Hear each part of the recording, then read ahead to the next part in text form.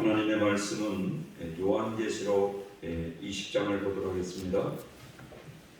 요한계시록 20장 11절부터 15절에 있는 말씀입니다.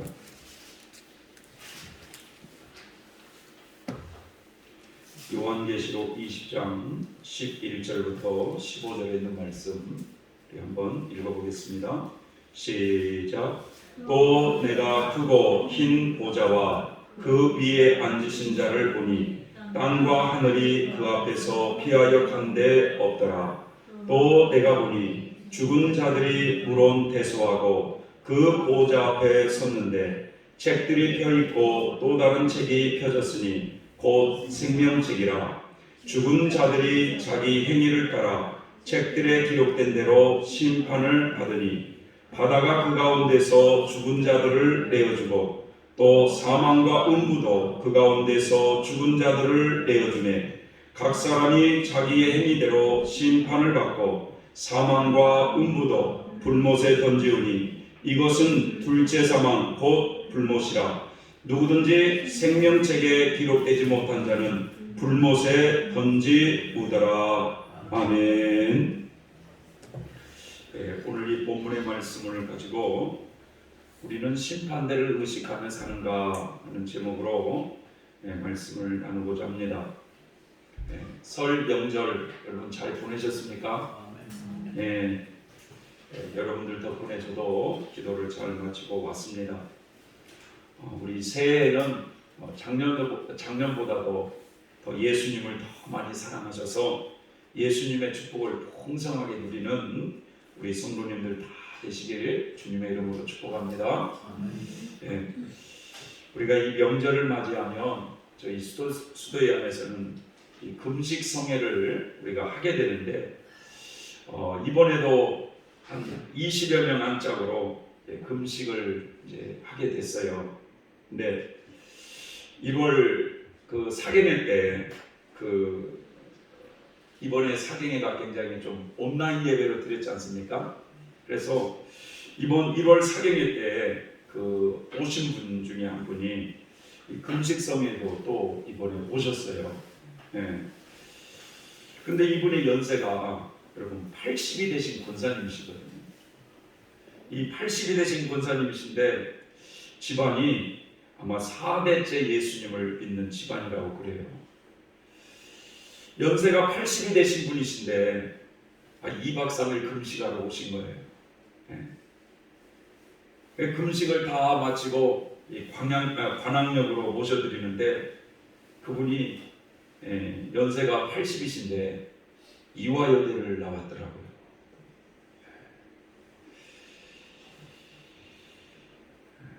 같이 오신 분이 이제 그분을 그렇게 소개를 하시는 거예요.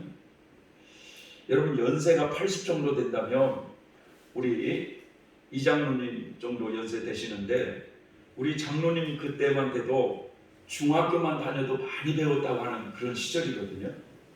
그런데 그때에 이화여대를 나왔다고 하니 굉장히 많이 배운 분이시죠. 남편이나 자식들은 다 미국에 사신대요.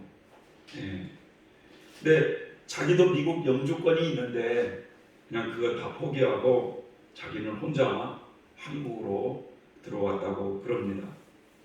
왜 들었냐고 그랬더니 내가 뭐 큰 일은 못해도 나라를 위해서 기도하기 위해서 왔다고 그래요. 그러면서 하시는 말씀이 이분이 말이죠. 80이 되신 분이 저 이번에 신학교에 지원했는데 신학교에서 받아들지 모르겠어요. 그런 얘기를 하시는 거예요. 80이 되신 분이 신학교를 들어오시겠다는, 세상적으로 배울 만큼 다 배운 분이 신학 공부를 하겠다고 신학교에 오시겠다는 겁니다. 그 얘기를 듣고 제가 생각하기를 참 하나님을 향한 이 마음이 뜨거운 분들이 있구나 이런 생각을 해보게 됐어요. 그 노년이라면 여러분 그 노년이라면 이제는 좀 편안히 가족과 함께 손주들 보면서 인생을 즐기면서 여행도 하면서 얼마든지 살 수 있는데 저 나이에 금식하겠다고 오시고 저 나이에 세상적으로 못 배운 사람이 아니라 그렇게 배울 만큼 배운 사람도 신학교에 와서 말씀을 또 배우겠다고 하는 그 모습을 보면서 보통 주님을 사모하는 사람이 아니구나 하는 생각을 해보게 됐어요. 여러분도 그런 생각이 좀 들지 않습니까? 여러분 80이 됐다고 한다. 어느 분이 설날이라고 이 카톡을 이렇게 보내줬는데 그 카톡 내용에 참 의미가 있어요. 왜냐하면 그 카톡 내용에 무슨 내용이냐면 사람들의 설날은 떡국 먹는 설날, 우리들의 설날은 주님 앞에 설날. 우리들의 설날은 장차 주님 앞에 서는 날이라 이런 뜻이에요. 설날이라는 게. 그러니까 사람들의 설날은 떡국 먹는 설날이고 우리들의 설날은 장차 주님 앞에 서는 날이라는 이런 문구로 해가지고 카톡을 보는 것이 있었어요. 여러분 오늘 이 본문의 말씀을 보시면 사도 요한에게 장차 인류 역사가 어떻게 진행될 것인가를 보여주시기 위해서 사도 요한을 천국으로 입신시키셔서 미래에 있게 될 일을 보여주신 장면이신데 사도 요한이 그 장면을 보면서 오늘 이렇게 고백을 합니다. 나는 크고 흰 보좌와 그 위에 앉으신 자를 보았다는 거예요. 그러니까 크고 흰 그 보좌 위에 앉으신 분을 봤다는 거예요. 그리고 땅과 하늘이 그분 앞에서 흔적도 없이 사라졌다는 거예요. 그리고 높은 자든지 낮은 자든지 물론대소하고 죽은 사람들이 모두 다 그 보좌 앞에 서 있는 것을 봤다는 거예요. 그분 앞에 생명책이 펼쳐져 있었고 또 다른 책이 펼쳐져 있더라는 거예요. 그런데 그 죽은 사람들이 그 책에 기록된 대로 자기의 그 행위에 따라서 심판을 받는 모습을 본 겁니다. 그래서 바다에서 죽은 사람이든지 사망과 음부도 그 가운데 죽은 사람들을 다 그 심판대 앞에 내어줘서 각 사람이 자기의 행위대로 심판을 받는 모습을 사도 요한이 본 거예요. 그러면서 누구든지 생명책에 기록되지 못한 자는 불못에 던지우리라 라는 말씀으로 오늘 이 심판대에 대한 이야기를 하고 있습니다. 이 땅에서 좀 높은 자리에 앉아 살았던 사람이나 낮은 자리에 앉아 살았던 사람이나 사람이 한 번은요 여러분 다 죽게 되어 있어요. 어제 뉴스에 보니까 여의도 순복음교회 그 조영기 목사님의 부인 김성애 사모님이 돌아가셨다는 그런 얘기가 나오더라고요. 조영기 목사님이 먼저 돌아가셔야 되는데 사모님이 먼저 돌아가셔가지고 그 조 목사님도 좀 고생 좀 하시겠어요. 나이가 79세신데 좀 어떻게 보면 지금 나이에는 좀 일찍 돌아가시는 것 같죠. 지병이 있으셨는지는 잘 모르겠습니다만 돌아가셨다는 얘기가 나오더라고요. 이 죄악 세상에 살아가는 모든 인간은요 다 죽게 되어 있어요. 병들어 죽기도 하고 사고로 죽기도 하고 인간의 수명이 다해서 죽기도 하고 언젠가 한 번은 누구나 다 죽게 되어 있습니다. 그런데 그 죽음 이후에 우리 사람의 영혼은 어느 누구를 막론하고 다 한 번은 이 심판대 앞에 서게 되어 있다라는 것이죠. 오늘날 많은 사람들은 사람이 죽으면 그 죽음으로 모든 것이 끝이라고 생각하며 살고 있어요. 그래서 종종 말이죠. 죽으면 끝이니까 삶이 너무 힘들고 괴로우면 자살을 해서 생을 마치는 이런 사람들이 주변에 좀 있지 않습니까? 사람이 죽음으로써 모든 것이 끝나버린다면 여러분 얼마나 좋겠어요. 그러나 전혀 그렇지가 않습니다. 사람이 죽게 되면 그 사람의 영혼은 육체에서 빠져나오는 거예요. 그걸 죽음이라고 그러는 거예요. 여기 박 목사라고 하는 이 영혼은요, 육체에서 빠져나오면 이 영혼이 어떻게 된 게 있느냐? 이 박 목사하고 똑같은 영혼이에요. 그러니까 육체예요. 이 육체의 모습과 똑같이 생겼다는 거예요. 과거에 여러분 사랑과 영혼이라고 하는 영화가 있었습니다. 사랑과 영혼. 근데 그 영혼에 그 젊은 청춘 남녀가 서로 이제 사랑을 해요. 그런데 오늘 그 남자친구가 집에 돌아가는 중에 교통사고로 그냥 피를 흘려서 죽어요. 그러니까 이 여인이 너무 슬퍼합니다. 그래가지고 그 사랑하는 그 남자친구를 그 무릎에 안고 막 눈물을 막 흘리는데 그 남자친구의 영혼이 그 육체에서 죽었으니까 빠져나왔을 거 아닙니까? 그 영혼이 그 여인을 만지려고 하기도 하고 막 위로를 하려고 하는데 그 여인은 그것이 안 보이는 거죠. 네. 굉장히 그 남자친구의 영혼이 안타까운 마음으로 너무 슬퍼하니까 그 여인을 위로하려고 하는데 그 여자를 계속 따라다니면서 위로하는데 그 여자는 전혀 그것을 느끼지를 못하는 거예요. 영화이지만 여러분 사실 그렇거든요. 사실 그래요. 우리들의 영혼은 지금 육체라고 하는 것에 갇혀 살고 있는 거예요. 지금 우리가 육체라고 하는 이 감옥 안에 우리가 영혼이 갇혀 살고 있는 거예요. 그래서 언젠가는 그 육체를 벗어버리면 영혼은 육체에서 이제 자유롭게 되는 거예요. 여러분. 여러분 이 땅에 사람이 태어나면 사람이 살 수 있는 이런 환경들이 다 있잖아요. 공기도 있고 산천조목도 있고 이런 환경들이 다 조성되어 있듯이 죽음 이후에 그 영혼의 세계라고 하는 것도 그 영혼들이 살아갈 수 있는 환경으로 다 조성되어 있다는 사실을 우리는 알고 있을 겁니다. 오늘 중요한 것은 사람이 죽으면 그 영혼은 언젠가 한 번은 우리 모두는 심판대 앞에 서는 날이 있다는 거예요. 심판대 앞에. 그래서 히브리서 9장 27절에 보면 한 번 죽는 것은 사람에게 정하신 것이요 그 후에는 심판이 있으리니 라고 그랬어요. 사람들은 모두가 한 번은 다 죽는데 그 죽음 이후에 심판이 우리를 기다리고 있다는 거예요. 심판이. 고린도후서 5장 10절에도 보면 이는 우리가 다 반드시 그리스도의 심판대 앞에 드러나 각각 선악간에 그 몸으로 행한 것을 따라 심판을 받으려 함이라. 바로 이 그리스도의 심판대 앞에 드러나서 우리의 선악간의 모든 것이 심판을 받는다요. 로마서 14장 10절 12절에 보면은 우리가 다 하나님의 심판대 앞에 서리라. 기록되었을 때 주께서 가라사대 내가 살았노니 모든 무릎이 내게 꿇을 것이요 모든 혀가 하나님께 자백하리라 하였느니라. 이러므로 우리 각인이 자기의 일을 하나님께 짓고 하리라. 여기는 하나님의 심판대라는 말씀이 나와요. 모든 사람들이 여러분 하나님의 그 심판대 앞에 서는 날이 있는데 그 심판대 앞에서 하나님께 자백할 날이 온다는 거예요. 자백할 날이 온다는 거예요.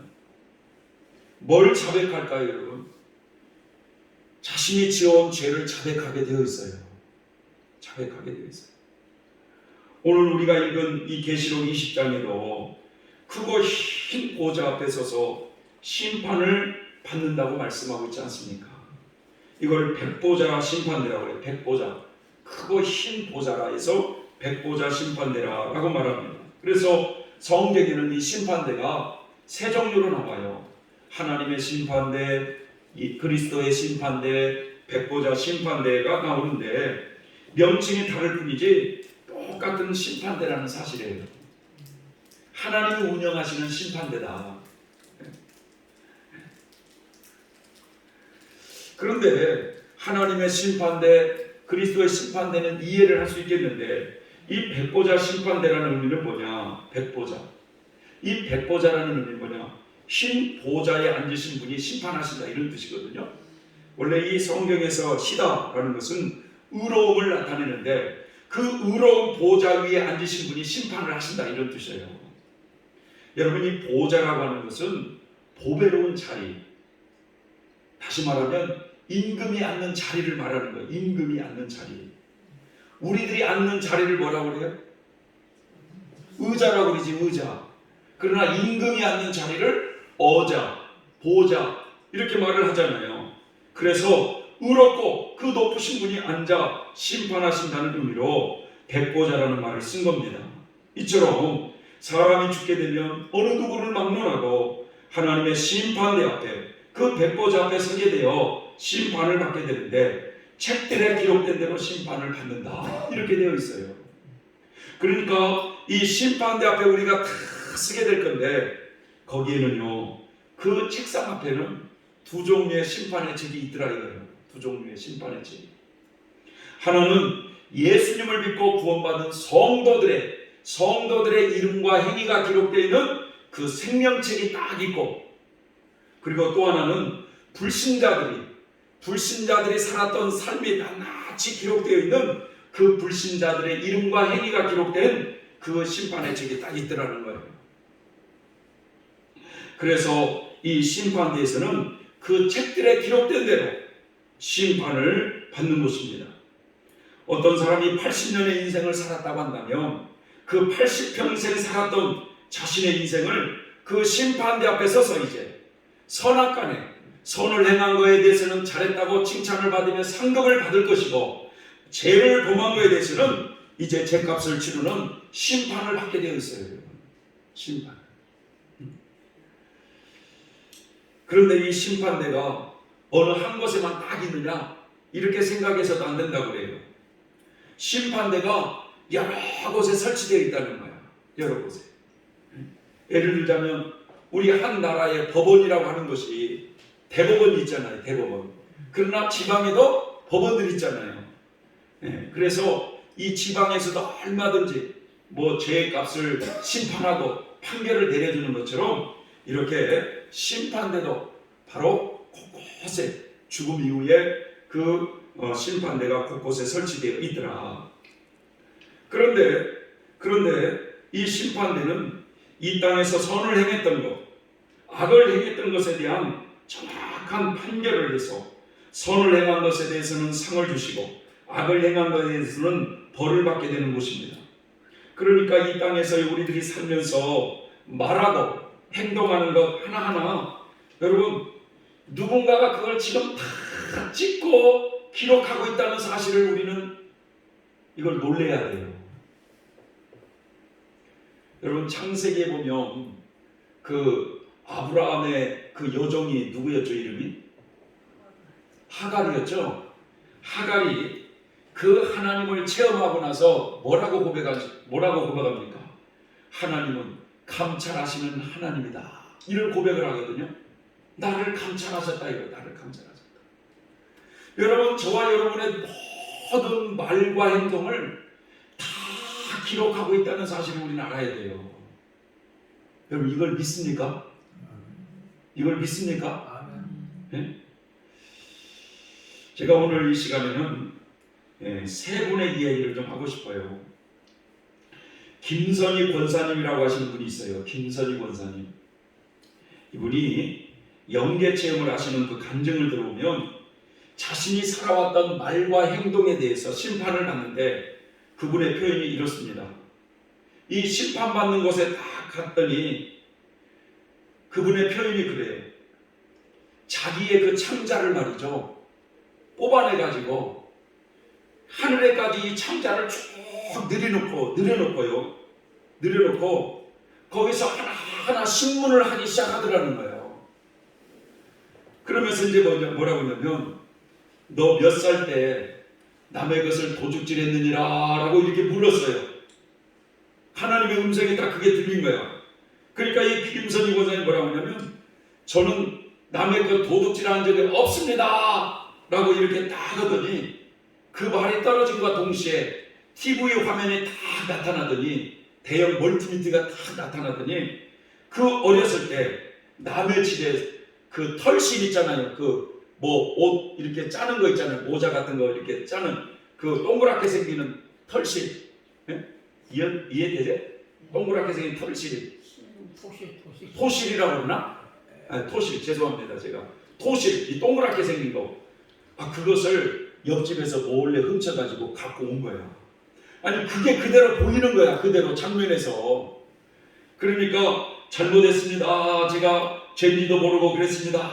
그랬더니 그 말이 떨어짐과 동시에 이 창자를 흔들기 시작하는 거예요. 이제. 그러니 이 창자를 흔들니 얼마나 고통스러운지, 하나님 잘못했어요, 하나님 잘못했어요 하면서 용서해달라고 하니까 어느 정도 그 고통을 주면서 이제 창자가 또 제자리에 이렇게 딱 오고 또 장면이 나와요. 응? 너는 왜 교회 생활을 하면서 이웃을 사랑하지 못하느냐라고 딱 그러더래요. 그 소리를 듣고 난 그런 적이 없습니다. 또 이렇게 또 얘기를 했대요. 그랬더니 TV 화면에서 이 교회 안에서 어느 집사님, 어느 권사님에게 막 따지는 모습이 보이더래요. 따지는 모습. 그리고 어느 집사님에게 좀 보기가 싫으면 거기에서 멀리 떨어져서 앉았던 이런 모습이 보이더래요.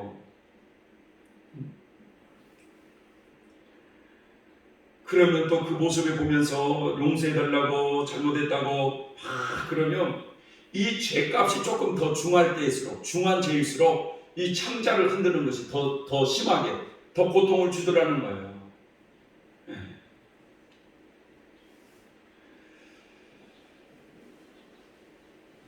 여러분, 이 심판대에서 그렇게 여러분 죄를 범한 거에 대해서는 죄값을 치르는 거예요. 반면에 또 이 심판대에서는 상급에 대한 부분도 보여주는 겁니다. 상급 가르쳐주는 거예요. 강정수 권사님이라고 하는 이분의 그 연계 체험을 들어보면, 이분의 얘기를 들어보면, 이분이 집사님 시절에 충청도에 있는 옥산 성결교회에 다니셨는데 이분이 3차례 연계를 체험해서 입신을 했어요. 3차례. 그래서 한 번은 천국을 갔다 오셨어요. 천국을. 그래서 천국에 딱 갔다 와서 천국에서 자기를 전도하려고 애를 썼던 김충일 집사님을 본 거예요. 자기가 그 자기를 전도하기 위해서 열심히 전도를 했는데 이 강정수 권사님이 교회 나가는 건 못 보고 돌아가셨대요. 그 김충일 집사님이. 그런데 그 김충일 집사님이 얼마나 예수를 잘 믿고 자기를 그렇게 예수 믿게 하려고 그렇게 했는데 그 천국에서 그분의 집사님 집을 본 거예요. 네. 그분의 표현은 그 집이 얼마나 아름다운지 자개로 그렇게 보석이지 보석으로 이렇게 꾸몄는데 그 거실 안에 김충일 집사님이 딱 앉아있는데 어머 집사님 하면서 자기는 너무 반가워가지고 그 집사님을 딱 껴안으려고 하는데 그 김충일 집사님이 가까이 오지 못하게 하더래요.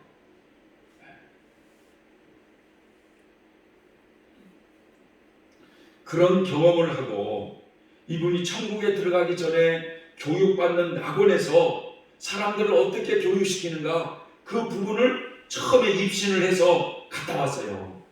두 번째는 하나님의 그 심판대에서 심판하는 장면 요것을 보고 왔고요. 세 번째로는 그 중간 영역에서 연단받는 모습을 봤어요.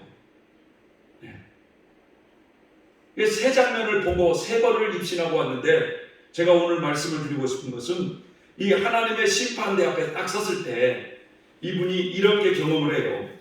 어느 천사가 큰 운동장으로 자기를 데려가더라는 거예요. 그런데 얼마나 그 운동장이 넓고 큰지 끝이 없더라는 끝이. 그 운동장 한 복판에 큰 책상이 이렇게 딱 있고 그런데 그 책상에 의자에 어떤 사람이 앉아있는데 이분의 편이 꼭 호랭이같이 무서운 사람이 앉아있더라는 거예요. 그리고 말도 못하게 큰 책상 위에 그 책상 위에 책이 펴있더라는 거예요. 책이. 그래서 천사가 권사님에게 딱 이렇게 얘기를 했대요.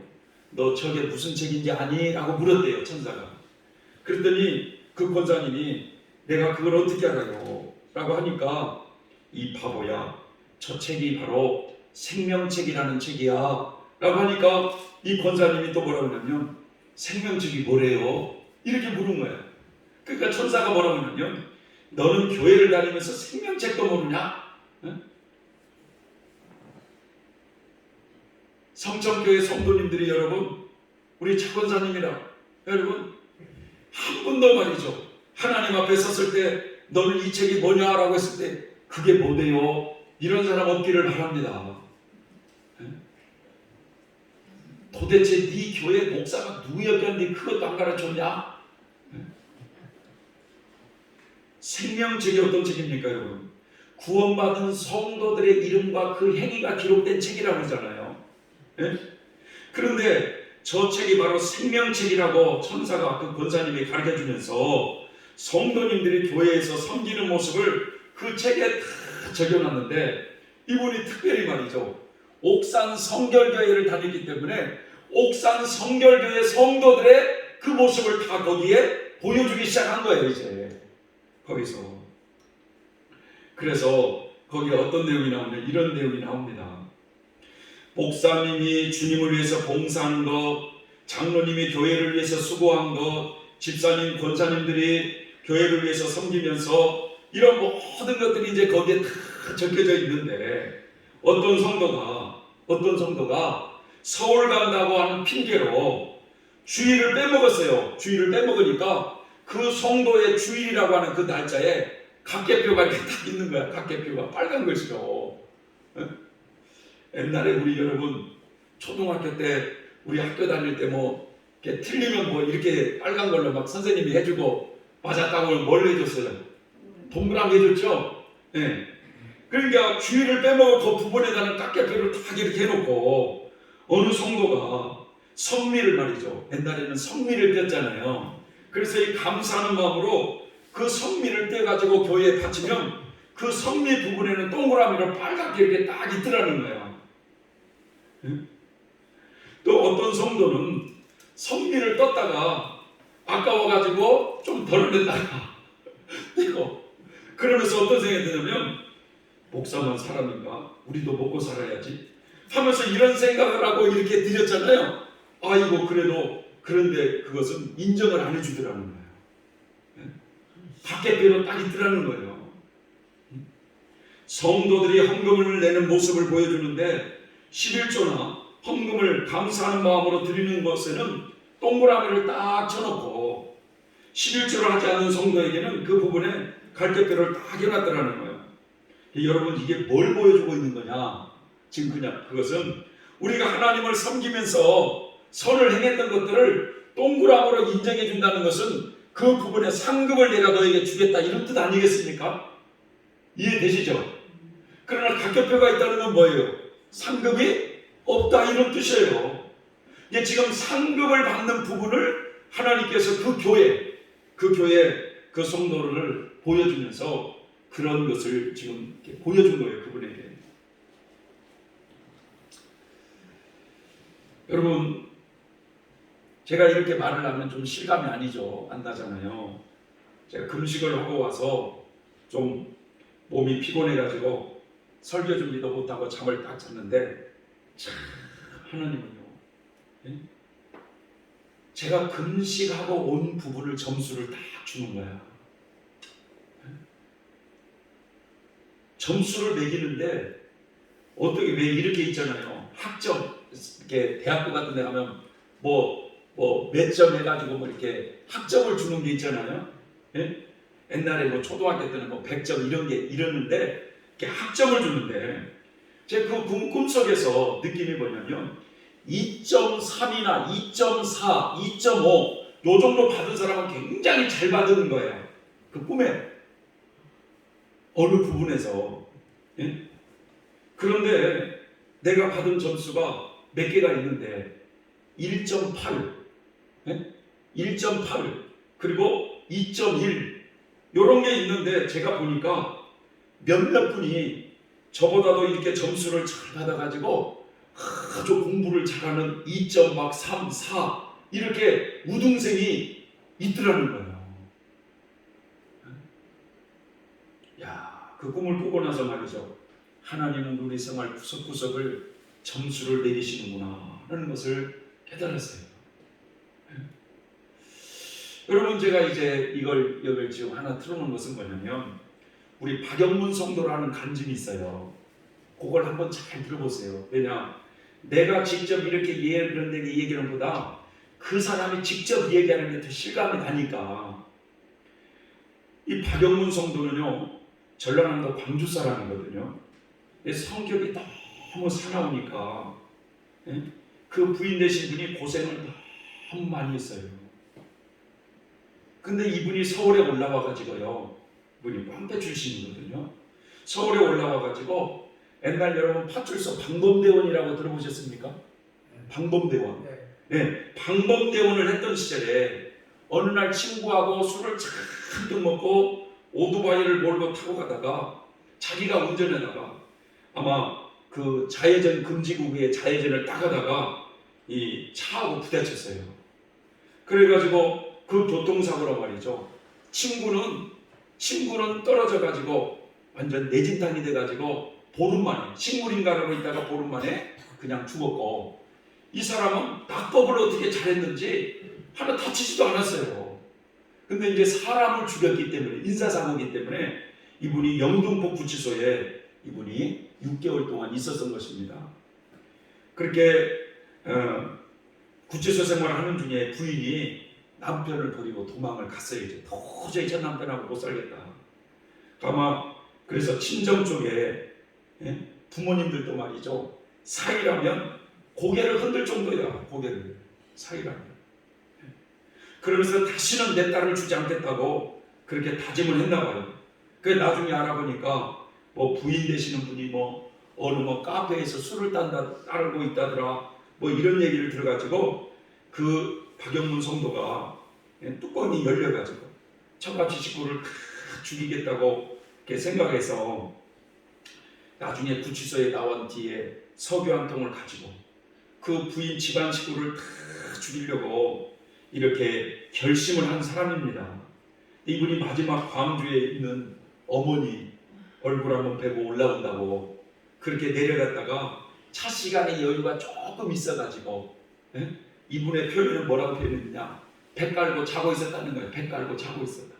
그럴 때 갑자기 이리 오너라 라고 하면서 자기 방 안에 환하게 빛을 비추면서 천사가 자기를 데리고 가는 장면을 이제 거기서부터 했는데, 제가 많은 것을 들어볼 수는 없고 잠깐, 이분은 천국도 경험했고 지옥도 경험을 했어요. 그런데 이분이 하나님의 심판대 앞에서 심판을 받는 요 내용을 내가 잠깐 여러분들에게 소개를 좀 해드릴게요. 하셨습니까? 심판대 앞에 누구나 다 쓴다고 그랬잖아요. 그죠? 제가 한번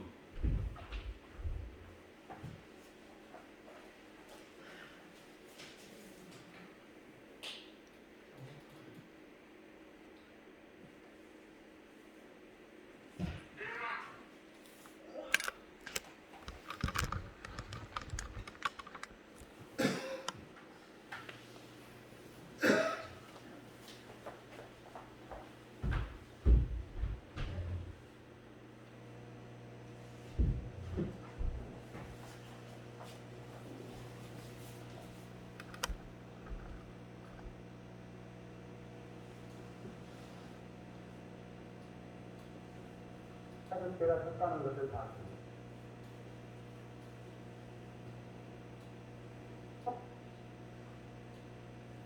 그런데 내 죄를 그것보다 잠깐만요. 저기 지금 이제 심판대 앞에 딱 쓴 장면이에요. 저를 잘 보세요. 심판대 앞에 딱 쓴 장면이에요. 나와서 들어보니까 해보록이라고 그래요. 내 죄를 다 기록을 해놨는데 기가 막히게 기록을 해놨더라. 내 손으로, 내 발로, 내 입으로 죄 지을 때부터 시작해가지고 지난 4월 3일날까지 내 죄를 그 기록을 쭉 해놨는데, 글씨는 우리나라 글씨도 아니고 한문도 아니고 영어도 아니고 알아볼래 알아볼 수 없는 글씨. 아무튼 이상한 글씨를 나는 봤어요. 이런 뭐 사람과 앞보식으로 이런 뭐 콩나물대가 옆부터 뒤집어진 것도 있고 뭐 세모진 것도 있고 뭐 네모진 것도 있고 아주 이상한 글씨인데 우리는 알아볼 수 없는 글씨로 내 죄를 기록해 놓은 걸 봤습니다. 내 죄가 132종류의 죄를 거기에다 기록을 해놨는데 한 이 종류를 어떻게 분리를 시켜냐, 132종류, 하나의 종류를, 예를 들면 내가 도둑질을 하나 했다 하면 도둑질 쭉 하나 아니 그게 일개 종류로 들어가요. 근데 그 일개 종류에서 내가 도둑질을 몇 번을 했느냐는 그 밑에서 가지가 뻗어 나온 걸 볼 수가 있었습니다. 그러니까 찍찍찍찍 벌써 나온 걸 볼 수가 있었는데 아무튼 132종류의 뻗어 나간 내 죄는 수억만 가지 죄를 제가 짓고 있다는 걸 봤습니다. 여러분들도 10년 전이나 20년 전에 있었던 일을 내걸 며칠이나 며칠이나 뭐였냐면 모를 거예요. 특히 무슨 특별한 우리 아들을 낳았다든지 우리 딸을 낳았다든지 그런 사람 혹시 기억이 틀린지 몰라도 왜 내걸 며칠이나 뭐였냐면 모르실 겁니다. 내가 20년 전이면 국민한테 선망하게 됩니다. 그때 제가 나도 까맣게 잊어버렸는데 제가 내 죄에 대해서 하나하나 다 설명을 못 드려요. 그 설명을 드리려면 내가 이 머리를 뽑아서 힘을 다 삼는다 해도 그 죄를 다 못 헤아립니다. 그러나 거기에서는 그 죄를 내가 다 알고 왔어요. 근데 내가 국민학교 3학년 때 장롱속에서 100원짜리 하나 훔쳐가지고 제가 한 달 동안 책보를 안 들고 다닌 적이 있었습니다. 지금이야 가방이 있지만 우리 다닐 때는 책보를 해갖고 이렇게 들고 다녔어요. 그 책보를 왜 내가 한 달 동안 안 들고 다니냐면 100원이 굉장히 그때 돈은 큰 돈이었습니다. 편안한 돈인데 그 돈 100원짜리로 한 달 동안 내가 얘들을 과자니 뭐 껌니 뭐 그런 거 사주니까 하루에 내 가방을 들고 다닌다고 했던 적이 있습니다. 나는 까마득히 잊어버린 그 죄가 거기에 기록되어 있는 것을 봤습니다. 그리고 죄 하나하나 얘기하면 정말 말할 수 없을 만큼 수억만 가지의 죄가 그렇게 있는데 거기에서 우리는 몰라야 볼 수 없는데 꼭 학교 가면은 그 선생님이 식사에다 뭐 보험으로 이건 뭐로 가르쳐 주시고 거기에서 하나하나 설명을 해주니까 내 죄가 그만큼 많다는 것을 봤습니다. 근데 거기에서 빨간 글씨로 딱 이렇게 써져 있는 것이 유난히도 좀 크게 빨간 글씨로 딱 써져 있는 것이 있더라고요. 그래서 제가 그 가르쳐준 사람한테 물어봤습니다. 저건 뭐냐고 그랬더니 살인죄라고 그런 얘기를 들었습니다. 그러고 나서 이제 거기 그 말 나오고 나서 거기 그 사람이 딱 하는 소리가 이 살인죄도 이 세상에서 저지른 죄도 다 큰 죄지만은 이 죄보다도 더 큰 죄도 있다 그런 얘기를 하더라고요. 그래서 그 죄가 무슨 죄냐고 내가 물어봤더니 예수를 안 믿는 것도 죄지만 예수 믿는 사람들을 욕하는 것이 큰 죄라고 거기에서 가르쳐준 걸 들었습니다. 예수를 욕하고 발표하는 게 큰 죄다 그런 얘기를 들어서 내가 나와서 얘기하니까 그것이 예수 핍박이라 그런 얘기를 제가 들었습니다. 예수 얘기하는 내용에 대해서는 지금까지는 제가 증언을 해드렸고